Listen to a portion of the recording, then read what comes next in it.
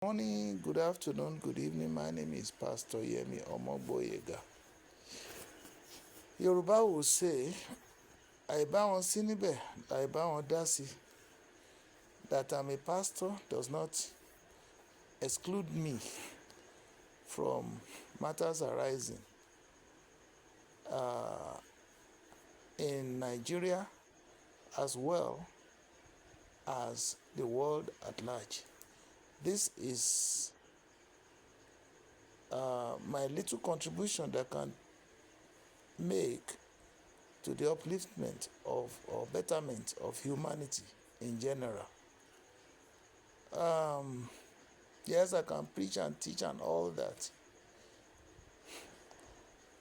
The world does not lack sermons, sweet sermons for that matter, but the practice of it is what is important. This leads me to the topic I'm about to address. But before then, I want to plead with you to subscribe to my channel, like my videos, comment as you consider fit, and share our videos widely so that other people can profit from them. God bless you. So the topic I'm about to address has to do with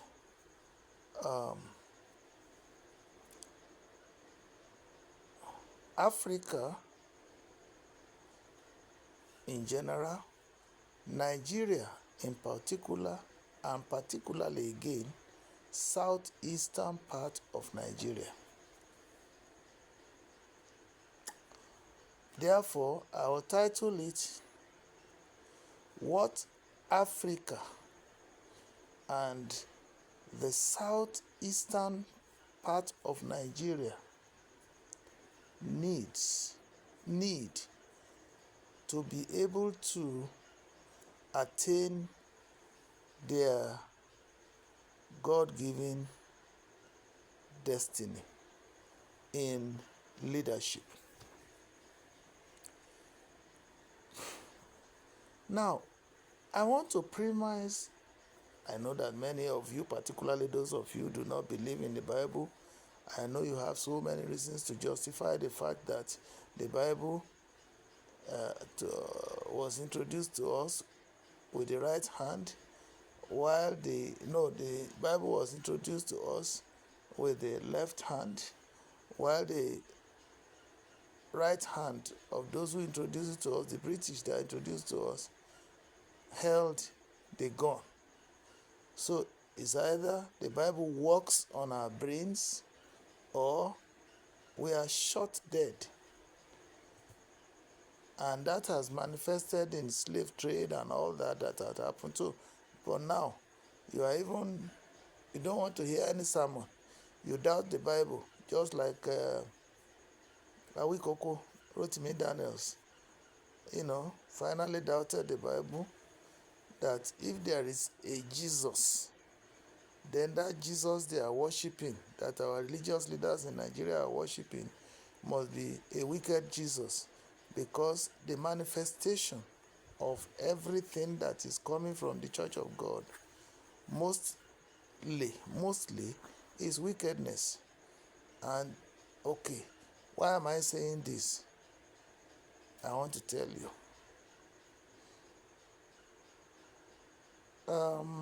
There is a level to which you ask questions, and you must stop asking questions. If you continue to ask questions, you yourself would be out of your mind.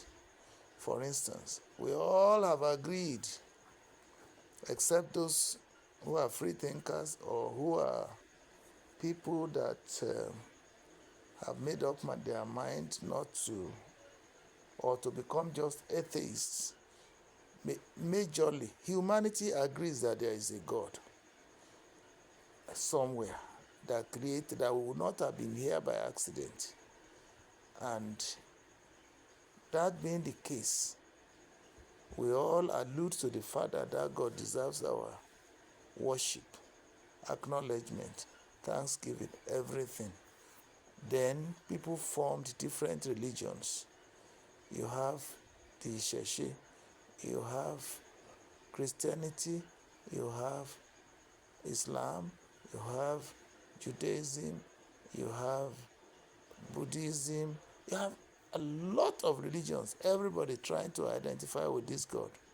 So, and of all the religions so far, the one that I, Yemi Omogboyega,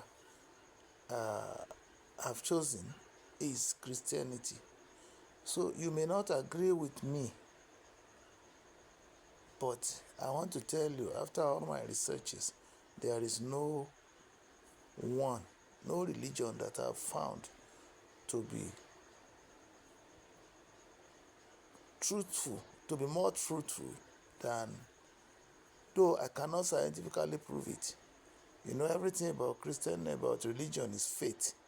So I had to examine, research, and conclude that I vote for Christianity, in spite of all the various troubles surrounding it, even today, because I can't find a better alternative. Be that as it may, I will premise my discussion on Africa in general and southeastern Nigeria in particular, using the book of 2 Samuel chapter 2 from verse 8 to what?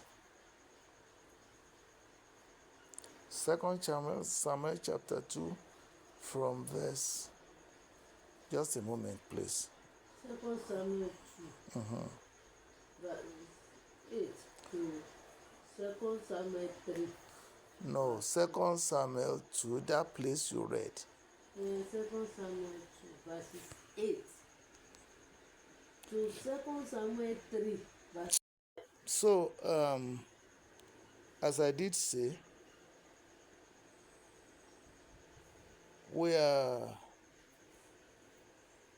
the passage that appealed to me and that directly addresses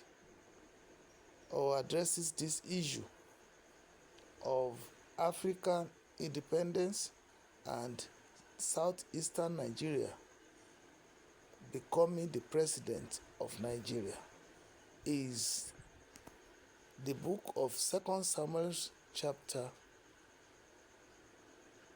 2 verse 24 to verse 28. Please listen to the passage. God bless you.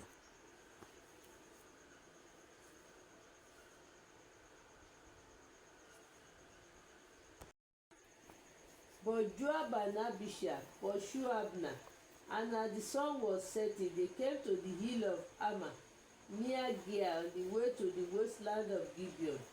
Then the men of Benjamin rallied behind Abner. They formed themselves into a group and took their stand on top of a hill. Abner called out to Joab, "Must the sword devour forever? Don't you realize that this will end in bitterness? How long before you order your men to stop pursuing their fellow Israelites?" Joab answered, "As surely as God lives, if you had not spoken, the men would have continued pursuing them until morning." So Joab blew the trumpet, and all the troops came to a halt. They no longer pursue Israel, nor did they fight anymore. God bless you, ma.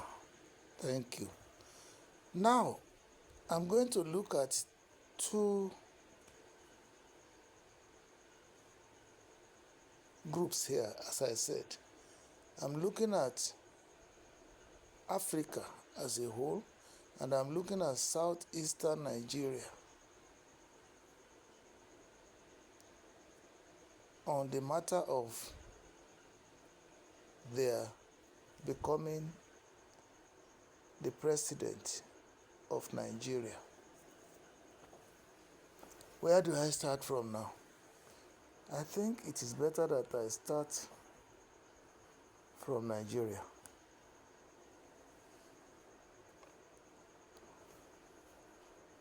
2027 is knocking the door.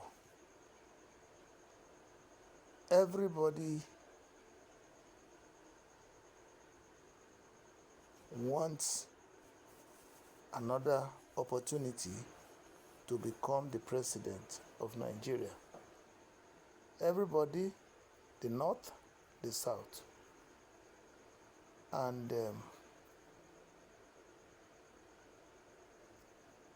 in the 2023 elections, that was exactly what happened. Eventually, Bola Ahmed Tinubu won. I did a posting before that election where I x-rayed the chances of Peter Obi winning the election.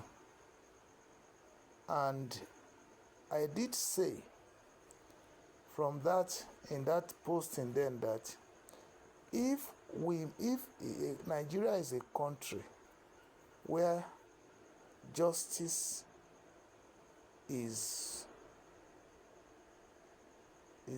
cherished, that having zoned the presidency to the South, that this time around, or that time, or this time around still, because it's still the second part of the second 4 years of the Southern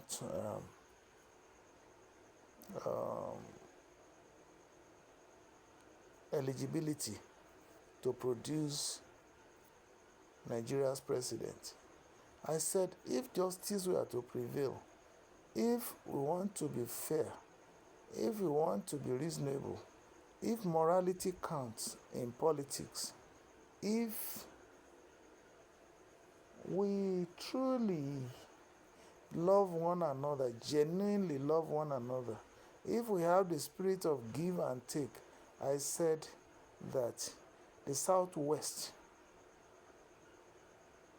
does not, if it is by qualification, by merit, that the Southwest ought not to struggle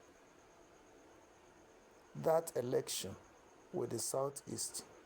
Because when we look at it broadly, as far as the civilian presidency is concerned, apart from Dr. Nnamdi Azikiwe, who was the ceremonial president of Nigeria, ever since then till 2025, that we are preparing for 2027 now,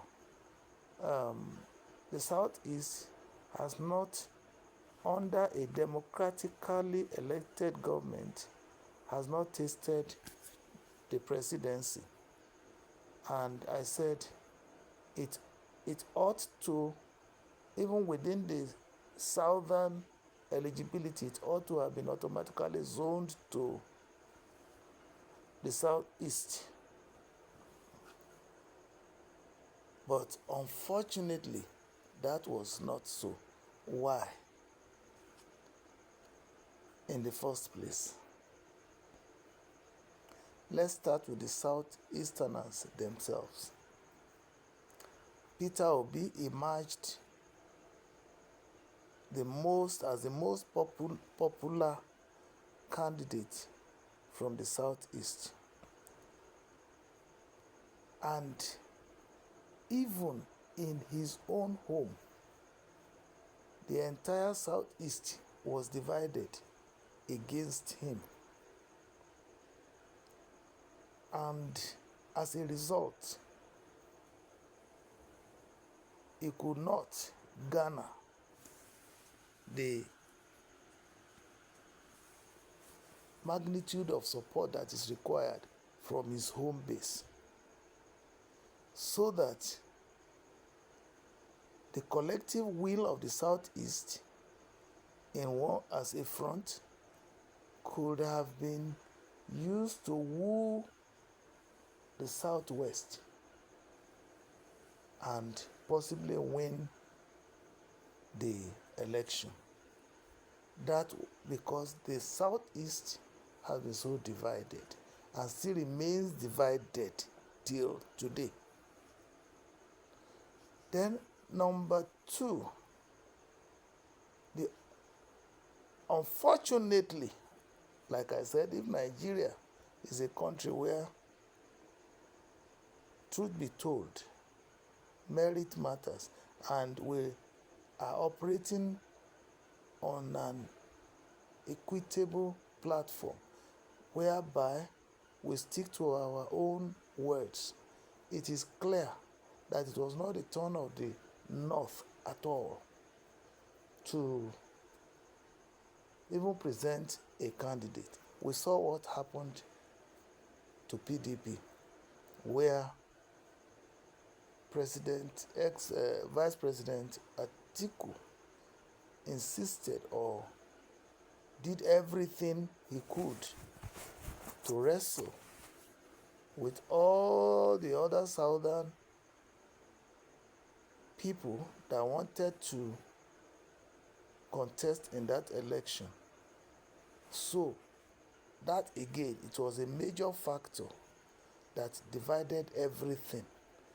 We knew even within the South, there was a big disagreement between Wike and Atiku, to the point that we found ourselves where we are today.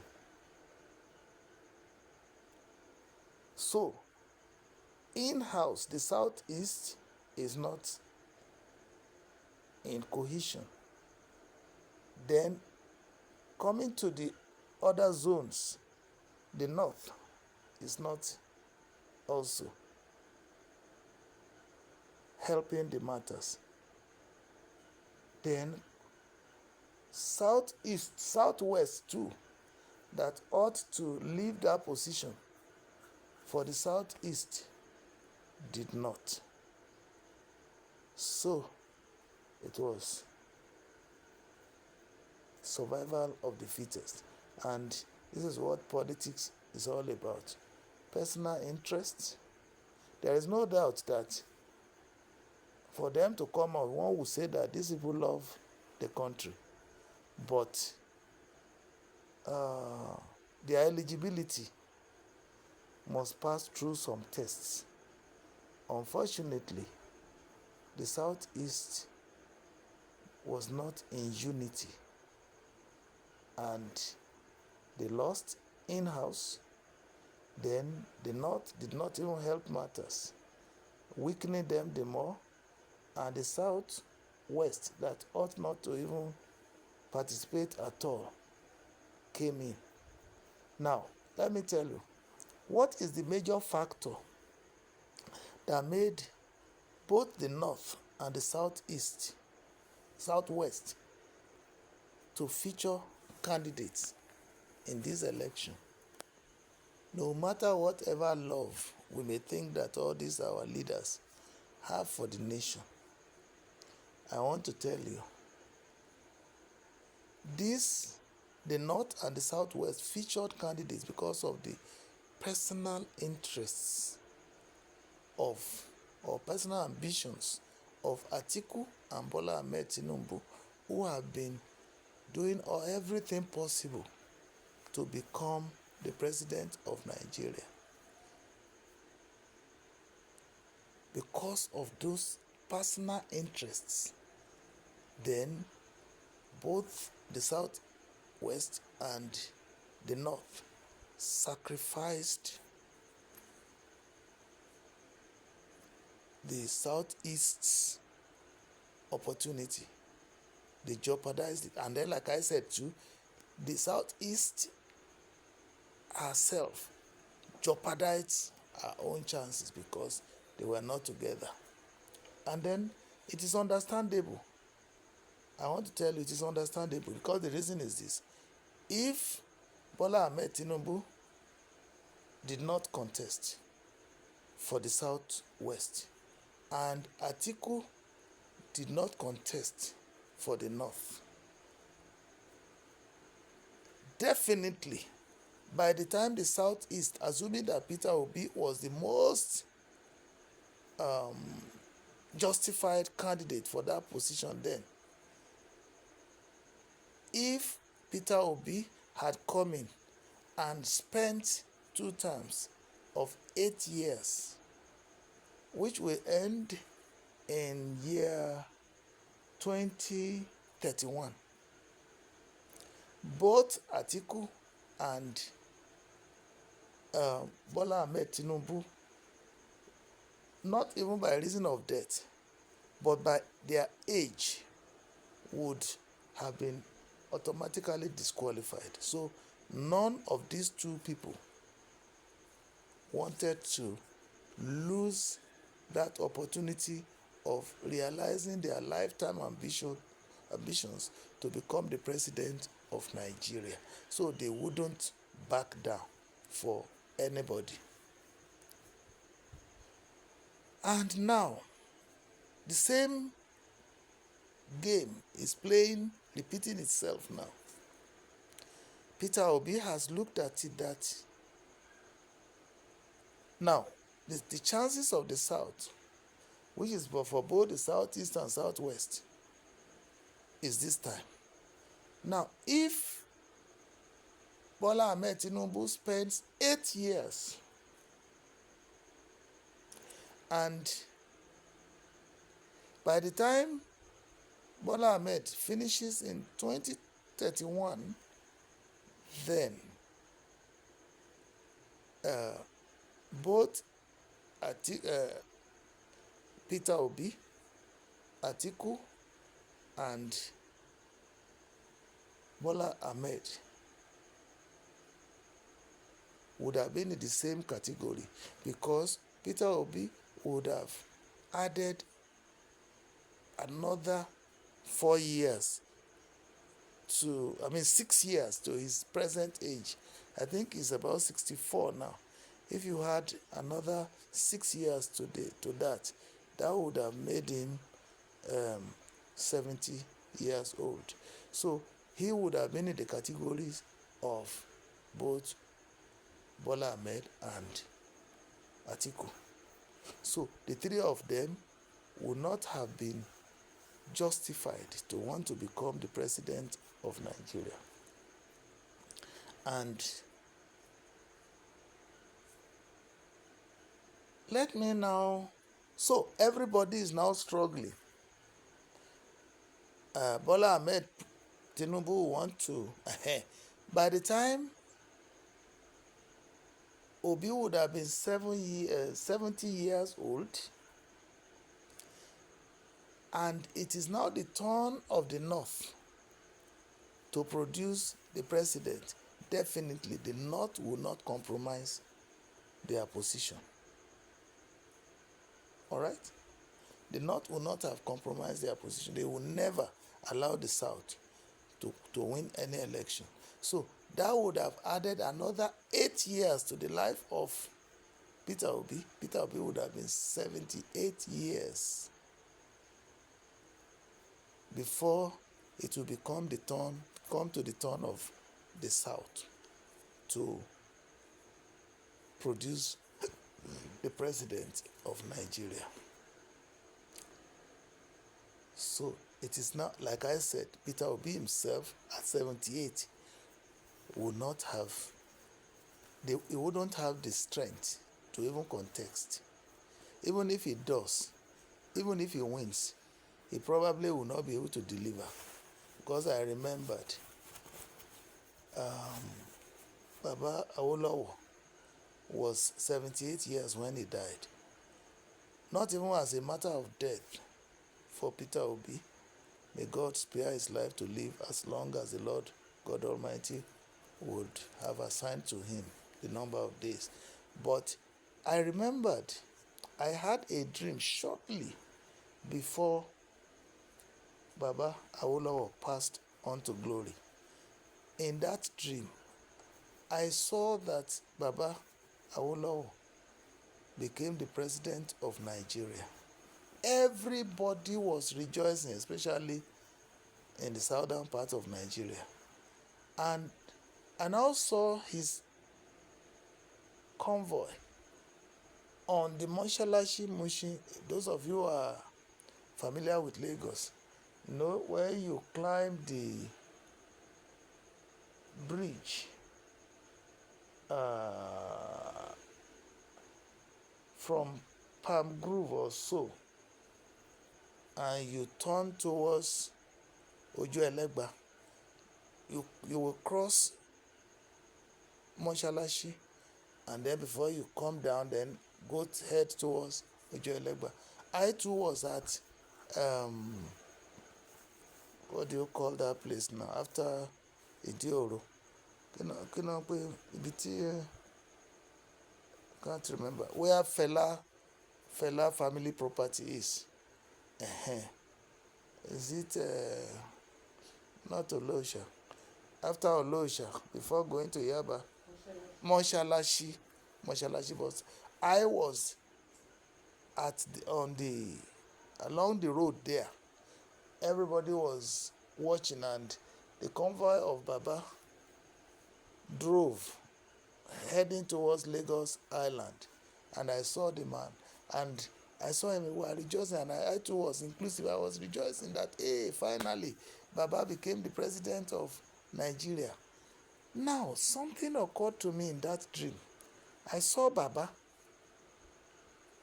in a motorcade, and he looked down from that place. Then I looked at him. He had become frail. He was weak. Then I lamented vigorously that, oh my God, this man would have become the president years before for him to deliver. That, unfortunately, he did not become the president at the right time.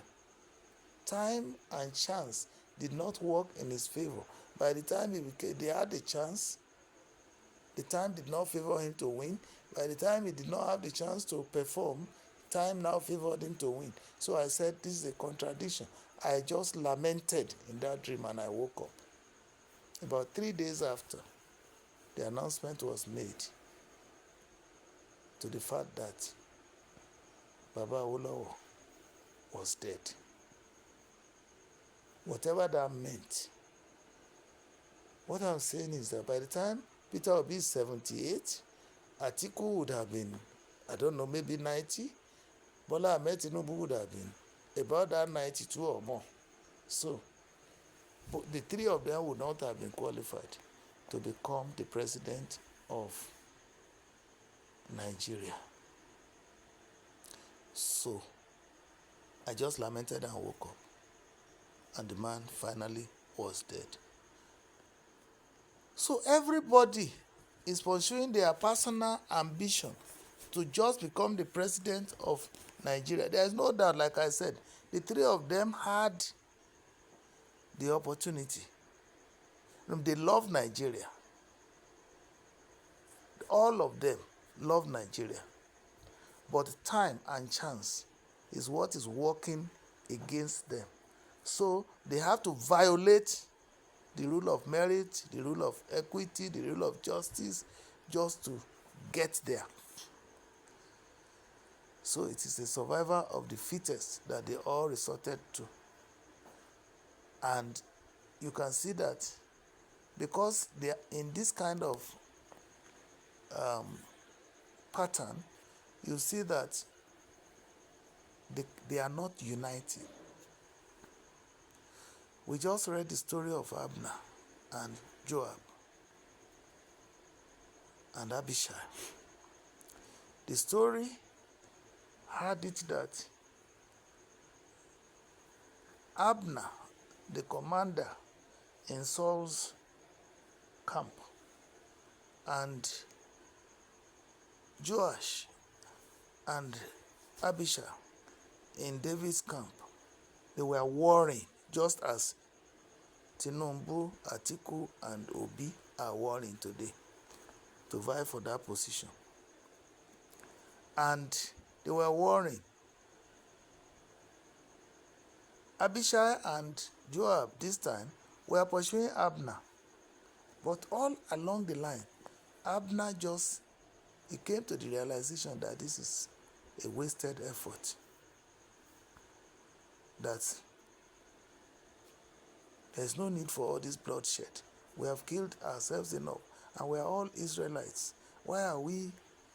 If only everybody will sacrifice their personal ambition, then we will know where justice demands that who should become the president should come from. But because nobody is ready to sacrifice anything, just like Abner looked back and spoke with Joab and said, look, Joab, we are Israelites. For how long shall we continue to kill ourselves, to destroy ourselves? And Joab came to his senses. And he felt that this man has said what is good. Why don't we unite? Why don't we reconcile? Why don't we give peace a chance? And immediately, Joab blew the whistle and the war ended. Now, 2027 is here. Everybody is struggling. Are we going to find an Abner who will remind Joab that the three of them, Peter Obi, Atiku, and Bola Ahmed Tinubu, are brothers, that they are Nigerians, that they should do a rethink and do what is needful to give somebody, at least one of them, a chance. One, if Bola Ahmed Tinubu says, okay, let me allow them to win now, then I've done a term. Then let me allow Obi to do another term to fulfill the southern quota. Then there would have been a kind of unity. But will the two of them, will Bola Ahmed step down? Obi too, that knew that his chances are very slim. That is why you can see the political intrigues they are playing. Obi is now saying, let me do one term because it's the South, just to have the soft spot to say, okay, if I do one term, then Atiku can come in, the North can spend their 8 years. Atiku is also cleverly, Atiku has been known never to be sincere. He is cleverly saying, okay, if I come in, I won't spend more than one term. That is spending the southern term. Now, this is trickish. Like I said, who does not know that when it becomes the turn of the North, that Atiku will want to continue to complete his 8 years? So who are they deceiving? In politics, deception is part of the factors that they use. Because, it's like Atiku is taking Nigerians for a ride to say that he wants to use one term. If it has been difficult for him to surrender himself, to become a statesman, having tried several times and failed, I know he'll be looking at people like Abraham Lincoln. We haven't got to that level. Even the zoning and all those things, they are not in our constitution. Truly, when you mix it together, that's the problem we have now. We are trying to bring morality and fairness into our politics by saying, okay, North, South, so that it won't be, because we have been crying that it is the North that is dominated, it's not that is dominated. Now that we have shifted and everybody knows his turn, why should Atiku be struggling with that turn now? If we are sincere, if he's a sincere person, who tells us that Atiku will be sincere to even spend one term and go? Then what happens to Peter Obi? Will Peter Obi now vie again, contest against Atiku in 2031?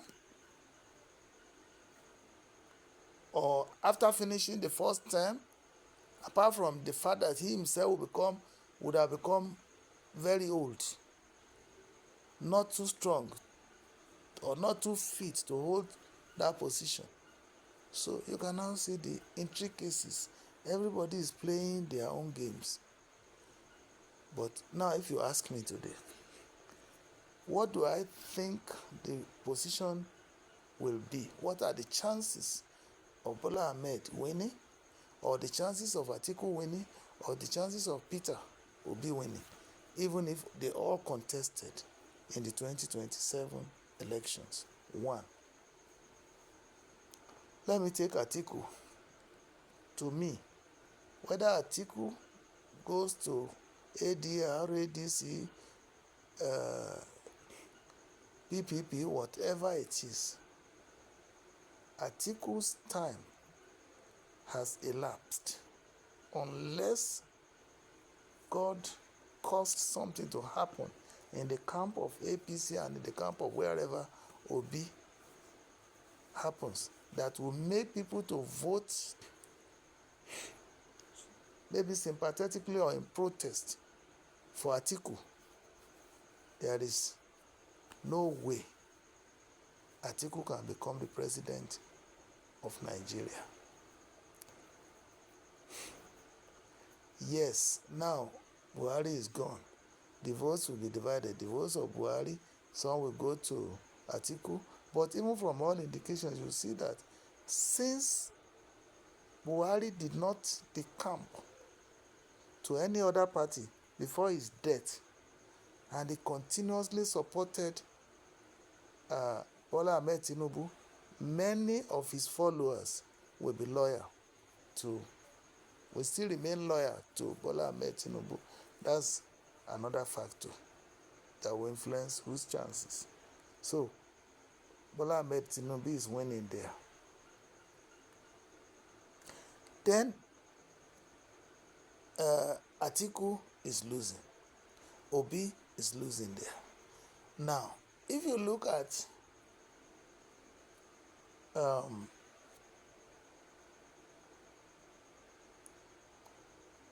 the error that President Bola Ahmed Tinubu can make that could make either Atiku or Obi to win is the area of the choice of his vice president. And the vice president, this around, the rumors are there that he wants to change it. There's no doubt that that will have some significant factor, will be a major factor as to the chances of Bola Ahmed Tinubu winning the election. Because those, the North that is loyal, especially now that Buhari is gone, a lot of people will sympathetically go to the opponent parties or opposition parties. They will vote, so the votes will be divided. But will that be so significant enough as to make Bola Ahmed Tinubu to lose? No, because Shettima himself did not pull the kind of crowd that even if all his followers left APC to join the opposition party, their votes added to the votes of the opposition party cannot secure the position for either Atiku or Obi. And then, what if Obi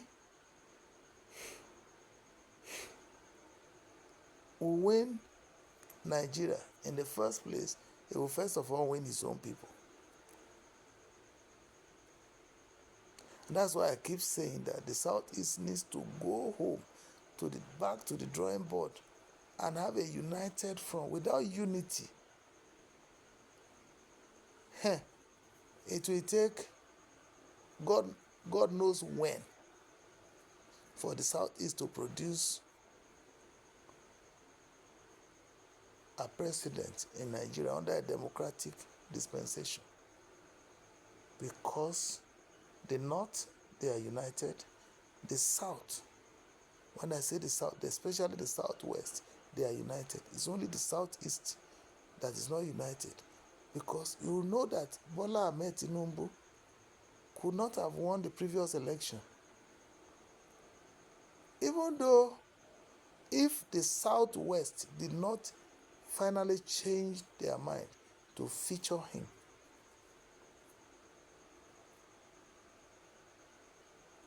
A lot of opposition from the Southwest, yes, but he was still able to command.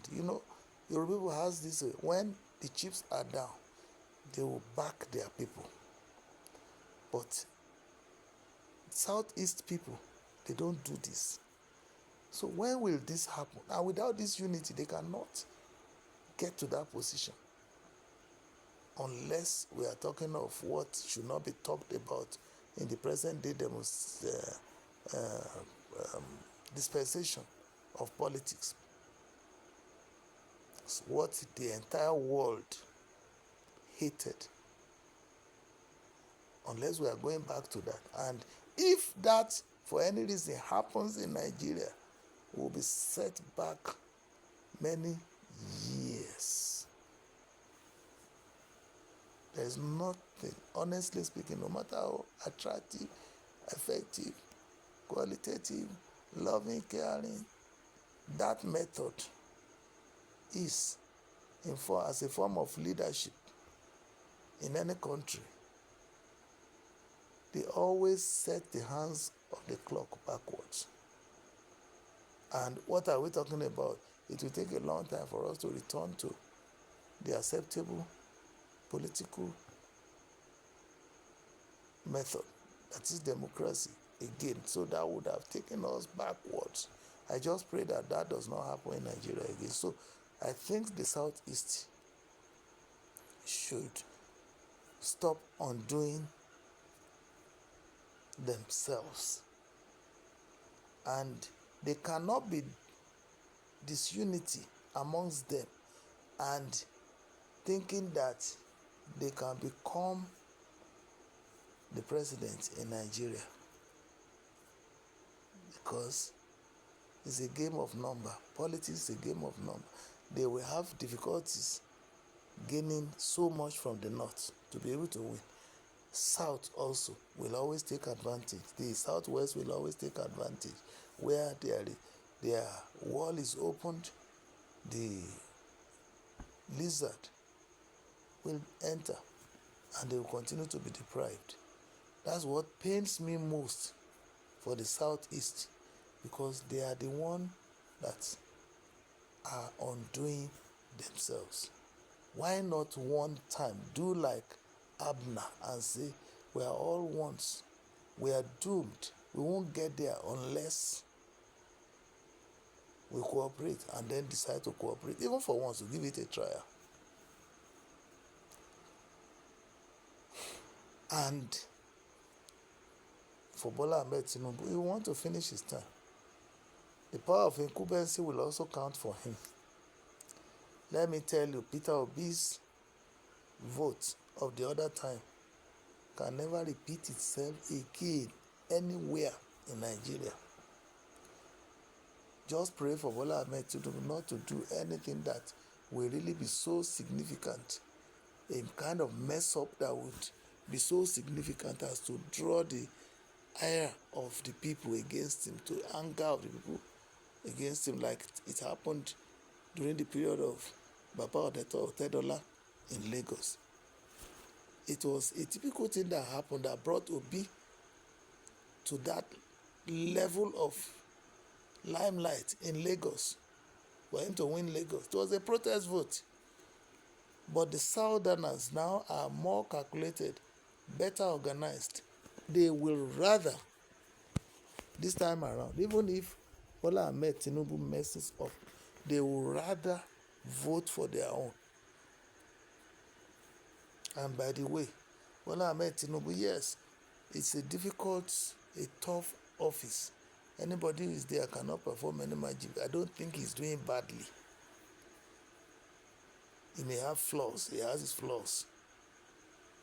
One of his flaws is like the war against agitators, which is so over-sweeping now that is drawing those of Yoruba extraction against him. Of course, the Easterners, we know but that will also further draw their hatredness towards his being continued in the office in 2027. I know that that will be a factor, because if you now criminalize a kind of peaceful democratic agitation, then there's a problem. But will the margin of losses, vote losses that will happen to Tinubu still make it impossible for him to win? Only God can tell. So when you look at these three people put together, chances are that Bola Ahmed Tinubu will complete his 8-year tenure, unless God says no. So it's not going to be easy for the opposition. And when you even look at those who are forming coalition, they don't have the weight. They don't command. They have been known to be failures, and they've been known to be people who ruin this nation. And if Nigerians will think, no matter how much they are bribed, they would rather take these people's money, take back what they have stolen, allegedly, from what they have stolen, and vote for the candidates of their own choice. That's the way I see it. So let the Southeast do a rethink. Let me stop that one there. Let's look at the African setup. Africa has been in bondage from time immemorial. The way God arranged it is that Africa is so blessed that we are not supposed to be this poor. And what is happening to us is not alien to other people. Britain colonized America for over 200 years. Britain colonized the Middle East. What is happening in the Middle East now is because of some of the decisions that Britain took then. And then Britain colonized almost the entire world for hundreds of years before these countries gained their independence. Now, having gained independence by these countries, Africa is one place that everybody focuses upon for survival, because we are richly blessed with mineral resources. We found a lot of the expositions that President Traore is doing now as to how all these other continents are interested in Africa. Even though they say we are independent, they've never left us alone. So Africa still remains in bondage. But thank God for one thing. The moment somebody knows that he's in bondage and start talking, start shouting, and the talking is getting louder and louder. Kwame Nkrumah was the first to want to liberate Africa by postulating that Africa should be United States of Africa.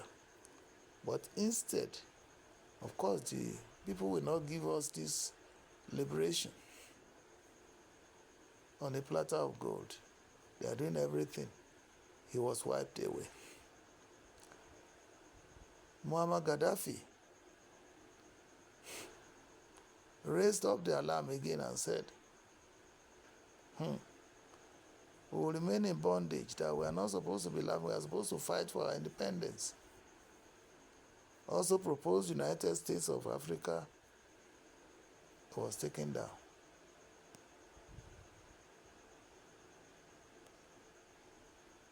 Then Thomas Sankara, late Thomas Sankara, had the same vision. It was taken down. Now, Traore and some other few African countries who are incidentally under military rules are also protesting. How many presidents or heads of states, being a military leader, has survived the number of coups that Traore has survived? I just pray that he continues to survive, but he has crossed the red line. He himself had to say that even if whatever he's saying cost him his life, he knew that Africa has awakened from her slumber, that we are on the way, that even if his enemy dies, that Africa will continue to agitate until they go. Yes, we already started. The cry for true independence. It may take thousands of years. It may take just 100 years. It may take even, it's not going to be in haste, but Africa will eventually arrive at the destination called independence. But, just like the story of the biblical Joab versus Abner, until African leaders, unfortunately today, we are not on the right path. Until all African leaders ask themselves the question that Abner asked David when he said he would return all Israel under the leadership of David. He asked, who owns the land? Because God has chosen you to be the leader of all, and I will bring the house of Saul to be subjected to your leadership. And until Africa could ask, why are we disagreeing all the time? Why is there no unity amongst us? Nkrumah gathered 30 countries in Africa to attain United States of Africa, but it was finally eliminated. And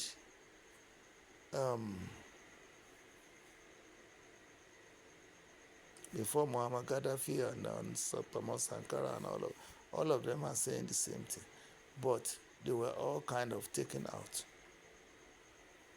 or taken down. Africa will attain independence. It may take donkey years, as I said, but it will not happen until what I'm expecting the southeastern Nigerian leaders to do to be able to attain the presidency of Nigeria,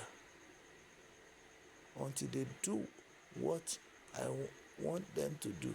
All African leaders come with one voice to say we want to be off the hook. That is the problem. If there is no unity, Africa will regain its independence, but it will be for God knows when. Because the agitation has started. Look at what started with Iran's taking over, Gowon taking over, and then eventually Ojukwu declaring Biafra, and we went to civil war, we came back, and then today the agitation never stopped. You have the IPOB movement and all that today, and then the Yoruba version of it, Yoruba Nation, And I'm even hearing Urobo Nation and so on and so forth. Still under, everything is still under divisive whatever, but the agitations are sustained. As long as, it has already started. You cannot kill Biafra movement. You cannot kill Yoruba Nation movement. The only thing that is important is agitations are normal. The international, the UN recognizes it as, if you are no longer interested in being where you are, but go through a peaceful, which is what the Yoruba Nation people are doing now, and they've moved far ahead. And the IPOB people, it is just because the war of propaganda is too much. What has Ibrahim, late Buhari now, being Jibrin has been dead, allegedly dead several. What has it got to do with your liberation? Go to the UN, go and use all the civilized avenues that is provided for by the UN to free yourself, just as the Yoruba Nation people are doing now. Keep on agitating on that platform. No propaganda. Hey, the zoo called Nigeria, this and that. No, it doesn't work. It will toughen the people. It will make the struggle more difficult. Opening stations that will just have no good news other than damaging news about where you want to live, it doesn't work out that way. The world has gone beyond militancy as a means of achieving anything.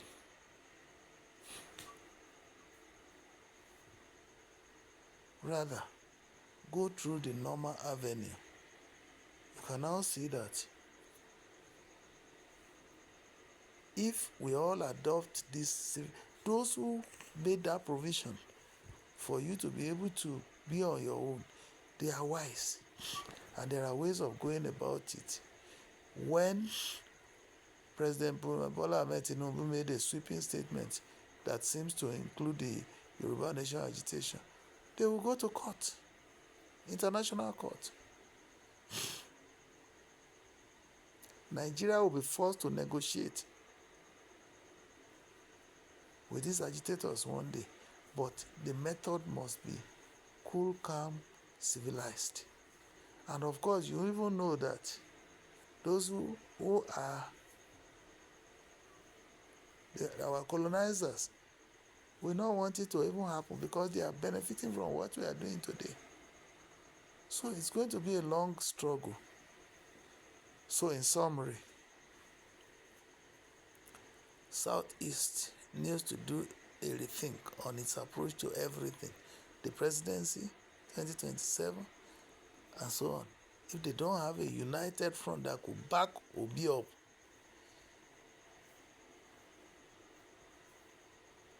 it may elude them unless something happens and there's a protest vote.